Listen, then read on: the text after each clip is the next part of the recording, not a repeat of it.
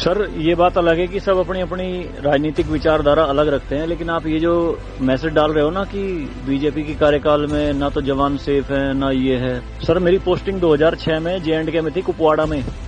वहां पे बॉर्डर पे एक रूल था, no first fire no more than 11 NM, यानी कि जब तक पाकिस्तान की तरफ से एक भी फायर नहीं आ जाता तुम कोई फायर नहीं करोगे।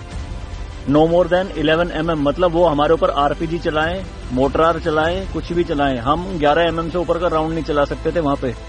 मेरे हाथ पे ओम गुदा हुआ है। इस ओम के गुदे होने की वजह से मुझे हाथ में रुमाल बांध के ड्यूटी करनी पड़ती थी वहां पे। अगर उनको ओम दिख गया ना तो छोटे छोटे बच्चे पत्थर मारना शुरू कर देते थे।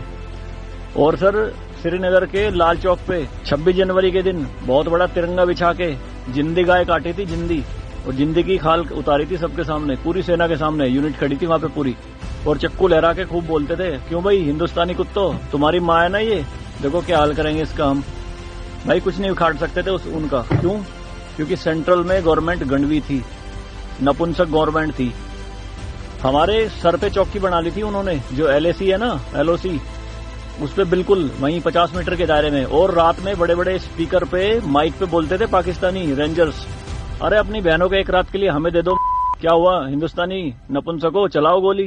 कुछ नहीं कर सकते थे उनका। 2014 में जब गवर्नमेंट चेंज हुई तो सेना अध्यक्ष बिपिन रावत साहब जब उनसे मिले तो उन्होंने बताया कि बॉर्डर के हालात खराब है सर, छूट नहीं है जवानों को कुछ भी। तो PM मोदी ने कहा था कि छूट मेरी तरफ से पूरी है, मैं नहीं जाऊंगा वहां लड़ने, तुम जाओगे।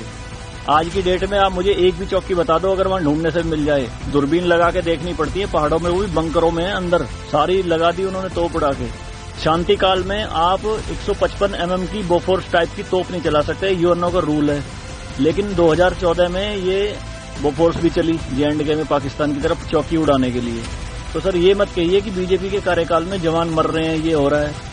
सर सेना के जो हाथ खुले हैं ना वो बीजेपी के कार्यकाल में ही खुले हैं। मैं इसका जीता जागता प्रत्यक्ष आपके सामने बैठा हूं।